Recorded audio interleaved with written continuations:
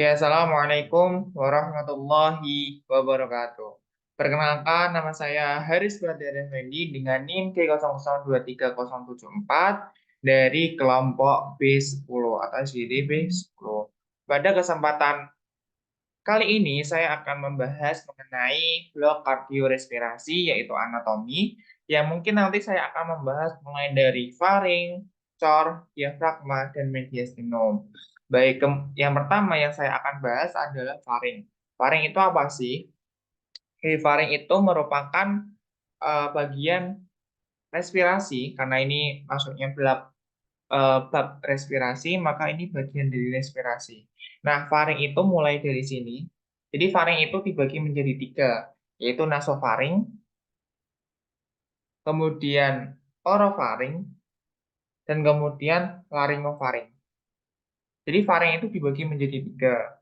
Sesuai namanya, nasofaring berarti faring yang berada di belakang nasal atau hidung. Kemudian yang kedua adalah orofaring, sesuai namanya, faring yang berada di belakang mulut.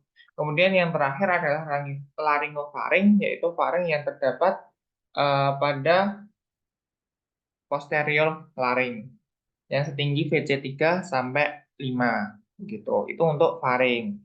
Selanjutnya ini saya akan menjelaskan satu persatu nasofaring yang seperti yang saya katakan tadi bahwasanya nasofaring itu adalah nasofaring itu adalah faring yang berada di belakang hidung atau nasal. Nah, tingginya itu mulai dari vertebra cervicalis 1 sampai vertebra cervicalis 2. Nah, vertebra cervicalis 1 dan vertebra cervicalis 2. Itu namanya nasofaring. Kemudian fungsinya untuk fungsi respirasi. Nah, di dalam nasofaring itu ada yang namanya choanae. Choanae. Choanae itu di sini. Choanae itu kayak ostium, itu ostium sih. Bentar. Choana itu apertura nasalis posterior atau lubang yang berada di posterior hidung yang nantinya akan berhubungan dengan bagian-bagian selanjutnya. Kemudian ada yang namanya optai. Optai itu adalah ostium pharyngeum tubae auditiva stagii. Nah, itu gunanya sebagai pintu masuk tuba auditiva atau loba stagii yang menghubungkan nasofaring dengan kavitas timpanika telinga. Nah, opta itu di sini. Ostium, pharyngeum, tubae adventitia, auditera stagii. Itu di sini. Di lingkaran ini. Kemudian selanjutnya ada tonsilia pharyngea atau adenoid. Nah, tonsilia pharyngea itu ada di mana adanya ini? Hmm, harusnya di sini tonsilia pharyngea tuh. Nah, ini tonsilia pharyngealis ada di sini. Terus kemudian ada Taurus tubarius. Taurus tubarius ini sesuai namanya Taurus tubarius dan Taurus levatorius itu yang turun ke bawah ini. Harusnya itu ada di sini, di bawah sini. Tapi di sini mungkin tidak dijelaskan. Taurus levatorius, kemudian Rhesus pharyngeus. Kalau Rhesus pharyngeus itu mungkin eh, di sini juga kurang ada. Jadi ini bagian-bagian dari nasofaring. Kemudian selanjutnya itu ada orofaring atau faring yang berada di mulut sini. Ya, harusnya di sini ya, di bawah mulut ini. Nasofaring. Nah, maaf, orofaring. Ini mungkin gambarnya agak kepotong. Jadi nasofaring itu ada yang namanya isthmus faucium. Jadi sebelumnya tadi orofaring ya. Orofaring itu setinggi vertebra cervicalis 2 sampai vertebra cervicalis 3. Nah, fungsinya untuk proses pencernaan, tetapi mungkin ada yang mengatakan orofaring ini juga sebagai proses pernapasan juga. Nah, kemudian bagian-bagiannya itu ada isthmus faucium. Itu harusnya di sini isthmus faucium itu. Kemudian arcus palatoglossus. Arcus palatoglossus itu di bagian sini. Terus habis itu ada namanya arcus palatopharyngeus, palatoglossus, palatopharyngeus. Maaf, ini tuh tadi sebenarnya palatopharyngeus. bukan paratoplosus. Kalau paratoplosus itu di sini, di daerah sini. Kemudian ada fossa tonsillaris, kemudian ada tonsilla palatina, gitu. Kemudian selanjutnya ada laryngofaring. Laryngofaring itu berarti eh, kurang lebih laring yang dia berada, faring yang berada di laring, di dekat laring. Nah, terdiri dari dua fossa filiformis dan adipus laringes. Kalau fossa filiformis itu adalah terletak di kanan dan kiri laryngofaring, berfungsi untuk menampung benda tajam yang tertelan. Jadi ketika kita kayak menelan benda tajam kayak mungkin tulang ayam atau dan lain sebagainya, itu ditampung di fossa piriformis. Kemudian selanjutnya ada adipus laring. Itu merupakan pintu masuk menuju laring. Ini adipus laring. Oke, kemudian ada vaskularisasi. Vaskularisasi itu apa sih? Kalau vaskularisasi itu kayak pembuluhnya ya. Mulai dari arteri, vena, dan juga inervasi. Nah, arterinya mungkin bisa dibaca di sini. Ini berasal dari arteri carotis externa. Terdiri dari arteri maxillaris, arteri facialis, arteri taringnya ascendens, dan arteri lumbaris. Itu untuk bagian atas. Kemudian untuk bagian bawah itu ada yang namanya berasal dari truncus trio cervicalis arteri subclavia. Nah, arterinya terdiri dari arteri thyroide inferior. Kemudian yang terakhir adalah tonsillia palatina mendapat suplai darah utama dari ramus tonsillaris arteri facialis. Kemudian selanjutnya masalah vena. Plexus vena pharyngealis mengalir ke plexus pterygoideus di superior dan ke vena facialis serta vena jugularis interna di inferior. Nah, kemudian untuk inervasinya itu ada dua, sensorik dan juga motorik. Kalau sensorik itu terdiri dari plexus pharyngeus dari nervus glossopharyngeus dan juga kalau untuk motorik dia terdiri dari plexus pharyngeus dari nervus vagus. Oke, kemudian yang selanjutnya adalah kardio. Kardio atau jantung atau mungkin bahasa lainnya adalah cor. Jadi dalam pembahasan kali ini saya akan membahasnya menjadi tiga bagian, yaitu cor struktur eksterna, struktur interna, dan mungkin untuk nanti akan ada pembahasan tentang mekanisme katup jantung. Yang pertama adalah struktur eksterna.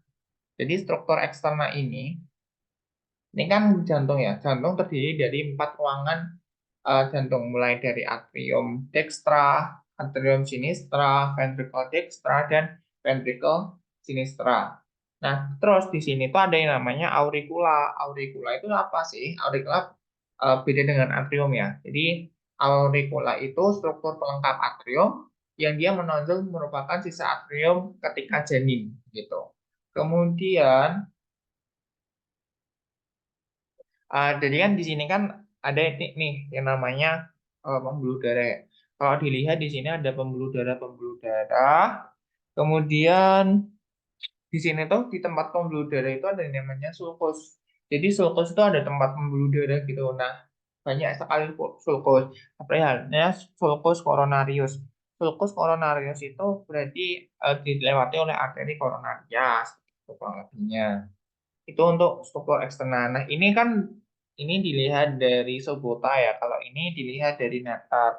Kurang lebih sama. Ada atrium kanan atau atrium dextra, atrium sinistra, kemudian ventricle kanan, ventricle sinistra. Nah, kemudian saya akan membahas masalah skeleton cordis. Skeleton cordis itu apa sih? Jadi skeleton cordis skelet ya kerangka yang ada di jantung. Gunanya untuk apa? Yang pertama sebagai tempat melekatnya miokardium atau sebagai kerangka cor.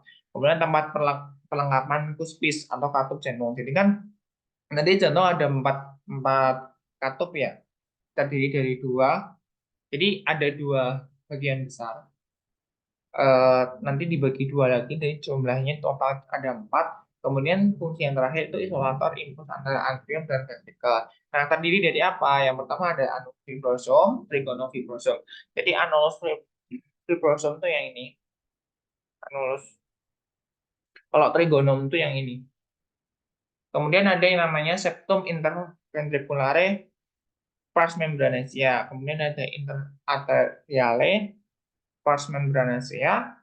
Kemudian ada atrioventricular pars membranosa. Seperti namanya, kalau interventrikular berarti antara ventrikular. Kalau interarterial berarti antara arteria. Nah, atrioventrikular berarti antara atrium dan juga ventrikular. Gitu. Kemudian apa sih bedanya anulus fibrosus sama trigonofibrosus? Jadi kalau anulus itu seperti namanya cincin fibrosa yang mengelilingi dua ostium anteroventricular orificium aortae dan orificium truncus pulmonalis. Jadi itu dibagi menjadi empat. Anulus anteroventricular dextra berada di sekitar valva tricuspidalis. Jadi valva tricuspidalis itu katup yang berada di kanan, jantung kanan. Namanya tricuspidalis itu berarti jumlahnya ada tiga. Ada tiga. Nah, jadi ada tiga speed gitu loh. Nanti ada mungkin ada gambarnya. Kemudian ada namanya anulus anterioventricular sinister yang berada di valva mitralis. Nah, mitralis itu ada dua. Sebenarnya kalau dalam zaman dulu itu sebutannya bukan mitralis tapi digospidalis. Kemudian yang ketiga itu anulus valva aortae. Ini yang mencincini aorta. Jadi nanti ada katup aorta juga. Dan ini yang mencincini dari katup aorta itu. Kemudian yang terakhir adalah anulus valva trunci pulmonalis. Ini cincin pulmoner berada di sekitar valva pulmonalis. Kemudian yang ini ada trigonofibrosum ya. Tadi yang dijelaskan sebelumnya ini trigonofibrosum. Nah, daerah penebalan jaringan yang menghubungkan antara anulus trigonofibrosus dextrum di antara anulus fibrosus valva aorta dan anulus anteroventricular dextra. Kemudian trigonofibrosus sinistrum di antara anulus fibrosus valva aorta dan anulus anteroventricular sinistra. Nah, ini adalah skeleton cordis. Sebenarnya skeleton cordis itu yang mengelilingi ini. Ini masuknya dalam valva atau katup ya. Nah, ini adalah tricuspidalis, valva tricuspidalis. Itu nanti tricuspidalis kan ada tiga speed nih. Satu, dua, tiga. Karena makanya disebut tricuspidalis. Kalau ini kan dua. Namanya mitralis atau kalau zaman dulu istilahnya adalah dipuspidalis. Tapi sekarang udah nggak lagi. Nah, ini tuh adalah valva truncipulmonalis yang nanti akan mengalirkan darah ke pulmo lewat truncus pulmonalis. Kalau yang bawah ini valva aorta. Valva aorta itu nanti dia yang mengeluarkan darah ke aorta dan kemudian dia akan ke seluruh tubuh. Gitu. Nah, kemudian selanjutnya saya akan membahas tentang struktur internal. Jadi kan seperti yang saya katakan tadi bahwasanya cor itu ada empat bagian ya. Antrium dextra, ventricle dextra, terus antrium sinistra dan juga ventriculus sinistra. Nah, yang pertama ini adalah antrium dextra. Di dalam antrium dextra itu ada yang namanya sinus venerum cavarum yang dimana itu bagian halusnya. Hmm, Ya, bagian halusnya. Kemudian ada yang namanya musculus pectinati atau auricular dextra. Nah, musculus pectinati ini bagian kasarnya. Mungkin kalau dilihat di sini, di struktur ini, itu bagian kasarnya dari atrium dextra. Gitu. Kemudian bagian halus dan kasar dipisahkan oleh crista terminalis dan sulcus terminalis. Jadi crista itu penonjolan, sedangkan sulcus itu kayak jalurnya gitu. Kemudian ada namanya fossa ovalis dan limbus fossa ovalis itu tuh obliterasi foramen oval yang berada di septum interarteriola. Ini limbus fossa ovalis, yang ini, yang keluarnya ini, dan yang ini fossa ovalis. Kemudian ostium anterioventricular dextra. Jadi kan ostium kayak tempat masuknya gitu loh. Atrioventricular dextra. Atrio dan ventricular berarti antara atrium dan juga ventricular yang ada di dextra. Makanya dia eh, karena berada di dextra pula kan. Kemudian habis itu ada ostium sinus coronaris atau valvula de Bessy. Kemudian ada ostium vena cava inferior. Karena vena cava inferior dia kan masuknya ke antrium dextra. Kemudian dia akan dipompa dari ventricle menuju eh, ke pulmo. Itu. Kemudian selanjutnya ventriculus dextra atau dexter.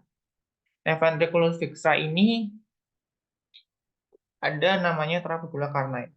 Dibagi jadi tiga, musculus papillaris itu atau corta tendinae ini. Di sini papillaris tuh ini mana ya? Musculus papillaris tuh ini. Kalau chorda itu kayak chorda itu ini. Nanti itu gunanya untuk menutup dan membuka eh, apa namanya full valva atau katup yang berada di jantung. Kemudian ada trabekula septum marginalis yang terdapat bandul his.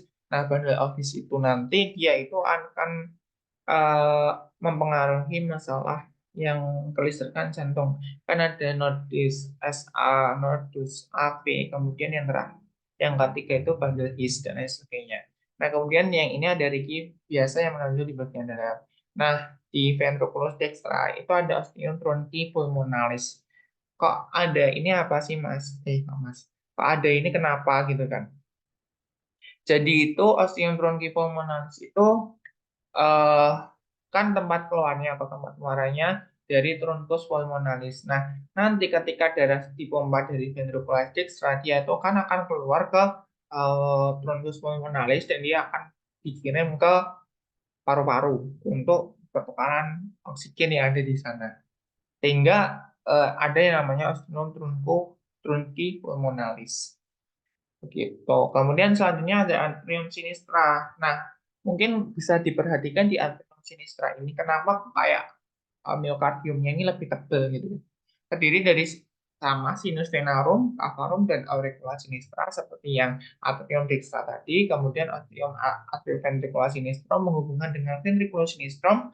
Kemudian ada fossa ovalis dan valvula foraminis ova. Nah, mungkin bisa dilihat di sini bahwasanya ini ototnya tuh lebih lebih tebal daripada yang atrium dextra. Kenapa? Karena tuh sebenarnya jantung bagian kiri atau bagian sinistra itu kerjanya lebih berat karena di bagian kanan yang dextra itu dia hanya mengalirkan darah dari jantung ke pulmo atau paru-paru untuk pertukaran oksigen. Sedangkan yang di kiri dia itu akan mengalirkan darah ke sistemik, ke peredaran darah yang besar sehingga kekuatan untuk memompanya itu lebih besar. Walaupun sebenarnya atrium itu kan bukan untuk memompa ya, yang membuka ventrikel dia hanya untuk menerima darah dari pulmo, kemudian akan meneruskan ke ventrikel gitu kan. Nah, kemudian di sini dilanjutkan dimurai oleh dua buah vena pulmonalis dextra, kemudian satu buah vena pulmonalis sinistra superior dan satu buah vena pulmonalis sinistra inferior. Nah, ini untuk ventricular sinistra pembentukannya aprekortis. Nah, miokard lebih tebal dibanding yang lain. Nah, ini kan gunanya untuk memompa peredaran darah ke seluruh sistemik tubuh.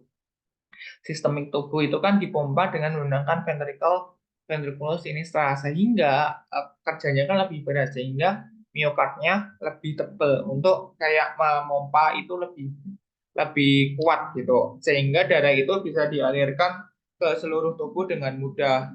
Kemudian selanjutnya ada namanya ostium aorta itu menghubungkan dengan aorta. Nah, di sini juga ada musculus papillaris dan aorta tendina yang gunanya untuk membuka dan menutup katup.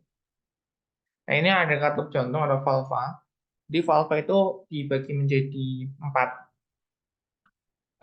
Yang pertama valva anteroventricular, dextra sama sinistra, kemudian ada valva truncipulmonalis, valva aorta. Nah, valva anteroventricularis dextra itu kan yang kanan, itu ada tiga kuspit. Makanya disebut juga valva tricuspidalis. Kemudian yang kiri itu ada dua kuspit sehingga disebut mitralis.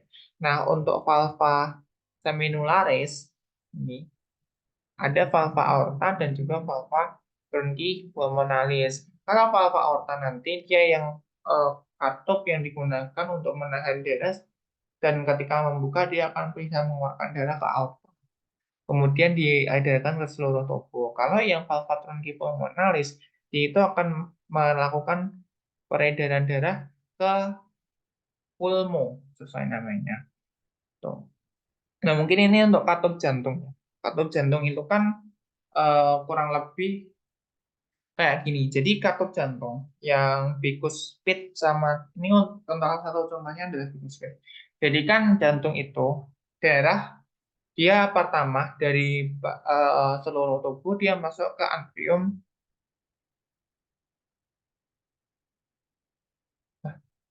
Ya, dia ke seluruh tubuh dia akan masuk ke atrium kanan. Kemudian dari ventrikel kanan atau ventrikel dextra dia dipompa ke pulmo, gitu kan. Kemudian dari pulmo dia masuk ke atrium kiri. anterior sinistra, kemudian dipompa dengan ventricle sinistra keluar. Nah, antara anterioventrikular itu ada yang namanya katup. Nah, ini salah satu bentuk katupnya. Jadi katupnya itu bentuknya tuh pintunya buka ke bawah. Jadi pintunya itu atau katupnya itu hanya bisa dibuka dalam satu arah. Sehingga ketika jantung itu masuk ke atrium dari peredaran darah masuk ke atrium, itu jadi kan sistemnya itu sebelum atrium kontraksi itu darah udah masuk ke ventricle. Darah udah masuk ke ventricle, sebagian tapi belum semuanya. Nah, ketika ventricle udah dimasukin darah, baru kemudian atriumnya itu kontraksi. Sehingga darah sisa-sisa yang ada di atrium dia masuk ke ventricle. Nah, setelah ventricle itu selesai, tadi kan pakai katup ya antara anterior dan ventrikular, atrium sama ventrikular. Nah, katupnya itu bentuknya dalam satu arah. Kenapa kok satu arah? Karena ketika tidak satu arah, darah itu bisa kembali balik. Makanya dia dibuat satu arah aja. Dia hanya turun ke ventricle, sehingga dia nggak bisa kembali lagi ke atrium. Gitu. Begitu pula ini kan bicuspid ya, atau mitralis. Begitu pula yang tricuspidalis. Sama, konsepnya kurang lebih sama dengan demikian. Gitu. Jadi intinya eh, darah itu dari ventricle, dari atrium itu masuk ke ventricle itu secara langsung, magus gitu. Kemudian baru atriumnya kontraksi, baru nanti darah-darah sisa di atrium dia akan masuk ke ventricle. Nah, ketika ventricle udah penuh nih darah, dia akan memompah, push gitu. Nah, terkadang kan kalau orang-orang yang olahraga atlet itu jantungnya akan lebih membesar dengan fisiologis kan, karena fisiologis. Makanya pompa darahnya itu akan lebih gede, sehingga akan menghasilkan tekanan darah yang lebih tinggi. Walaupun heart rate-nya itu lebih rendah, karena volume dalam darah tinggi, volume dalam jantung tinggi, sehingga dia bisa mengeluarkan darah yang lebih banyak. Gitu. Jadi katup jantung itu intinya dia dibuka dalam satu arah. Begitu pula kalau untuk yang seminularis, itu juga dibuka dalam satu arah, tetapi arahnya keluar. Dia keluar ke aorta ataupun ke bronchi pulmonalis. Tuh. Kemudian selanjutnya saya akan membahas tentang diafragma dan mediastinum. Diafragma ini sebenarnya dia berperan dalam respirasi juga ya. Karena ketika respirasi itu kan ketika diafragmanya kontraksi, dia akan mendatar. Ketika dia nggak kontraksi, dia akan mengubah. Sehingga ini akan apa ya namanya mempengaruhi dari sistem respirasi yang ada dalam tubuh kita. Ketika kita respirasi, kita inspirasi nih, berarti kan eh, diafragmanya akan mendatar. Paru-parunya gede, tekanan dalam paru-parunya sedikit, udara bisa masuk ke dalam paru-paru, gitu kan? Dan juga kebarnya. Nah, mungkin kita akan membahas tentang anatominya dulu. Karena ini Quran anatomi, maka saya akan membahas tentang anatomi. Jadi diafragma itu pembatas kavitas torakis dan kavitas abdominis. Jadi torak dan abdominal atau perut, dada dan perut itu dibatasi oleh diafragma. Nah, diafragma dibagi menjadi dua. Ada pars muscularis nih, yang merah ini, dan juga centrum tendineum ini. Pars muscularis ini ada yang namanya pars sternalis, costalis, dan lumbalis. Oke. Kemudian ada sentrum tendineum. Sebelumnya mungkin di sini nggak ada di sini. Jadi saya akan menjelaskan tentang pars muscularis dulu. Tadi kan ada pars sternalis. Jadi pars sternalis itu ada yang namanya trigonum sternocastale lari. Dilewati arteri atau vena epigastrica superior dan vasa limpatica. Tempat lemah locus minimalis resistensi hernia diafragmatika. Kemudian yang kedua itu pars costalis, bentuknya kubah pada diafragma. Kemudian yang terakhir pars lumbalis itu terdiri dari dua, arcus lumbosacralis medialis dengan ligamentum arcuatum mediale yang penebalan melalui fascia musculus psoas major. Kemudian yang kedua itu arcus lumbosacralis lateralis dengan ligamentum arcuatum lateral, penebalan fascia musculus quadratus lumborum. Itu. Kemudian selanjutnya ini ada namanya diafragma. Ini otot-ototnya tadi itu centrum tendineum. Ya, ini nanti akan dilewati oleh beberapa beberapa hal. Mungkin saya akan melanjutkan dulu. Jadi sentrum dan gineum itu akan dilewati hiatus aorticus, hiatus esophagus, foramen vena cava morgagni, dan trigonum sternocostale.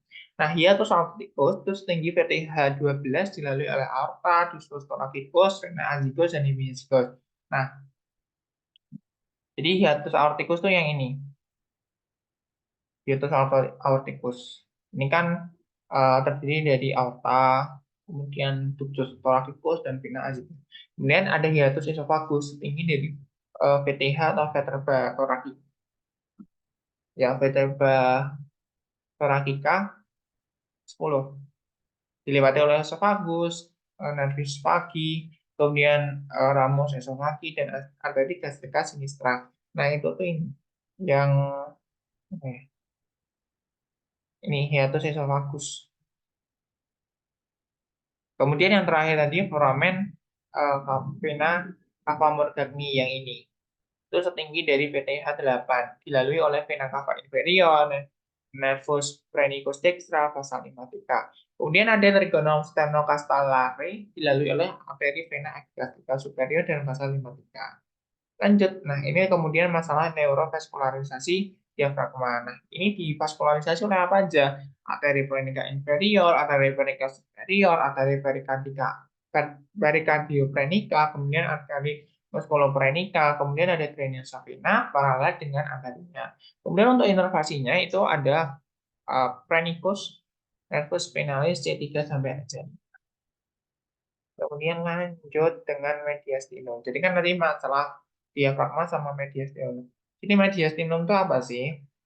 Mediastinum itu ruang dalam kavitas thoracis di antara kedua kavitas pleuralis. Sebuah bidang transversus membentang dari angulus sternalis, pertemuan antara manubrium dan corpus tenis sampai ke diskus intervertebralis antara VTH 4 dan 5 membagi mediastinum menjadi jadi itu antara PTH 4 dan 5 menjadi superior dan inferior.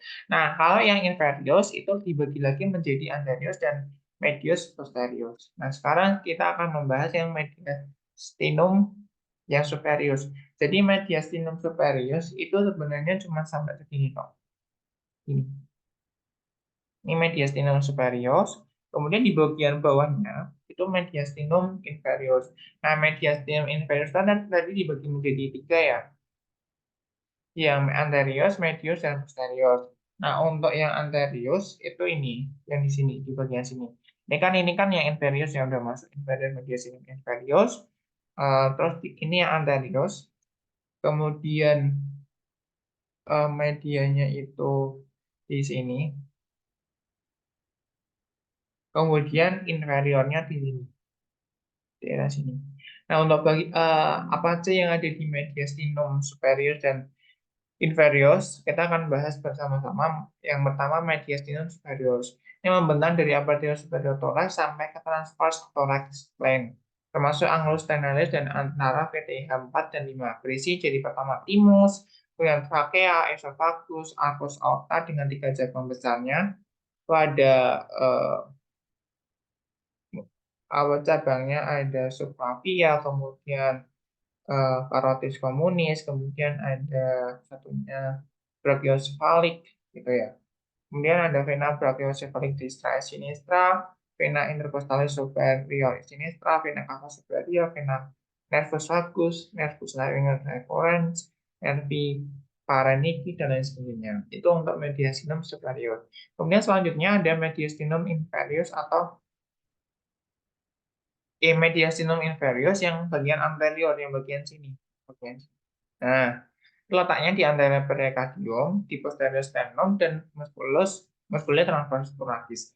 Nah, isinya itu ada sisa timus. Jadi kan di awal juga ada timus kan. Nah, ini sisanya timus. Kemudian ada nodi limfatiki, ada lemak jaringan ikan longga. Kemudian yang selanjutnya ada mediastinum inferior media. Itu ada di sini. Ini ada cor, ada perikardium. Perikardium kan pembungkus cor ya. Kemudian nervus phrenicus, pangkal aorta, arteri dan vena pulmonalis, vena cava, dan bronchi primary. Kemudian yang mediastinum inferior atau posterior, bukan atau ya, mediastinal inferior posterior yang ada di sini, itu di posterior perikardium di antara pleura mediastinalis. Nah, isinya itu ada apa? Ada esophagus, aorta thoracis, kemudian vena azygos. Di sini kan ada vena azygos, hemiazygos, terus ductus thoracicus, nervus vagus, frontus sympathicus, dan nervus planicus. Gitu. Nah, mungkin itu saja yang dapat saya sampaikan pada kesempatan kali ini mengenai kardiorespirasi, mulai dari tadi yang pertama adalah faring, kemudian yang kedua ada cor, kemudian ada mediastinum dan juga diafragma. Mungkin kurang lebihnya mohon maaf. Terima kasih. Wassalamualaikum warahmatullahi wabarakatuh.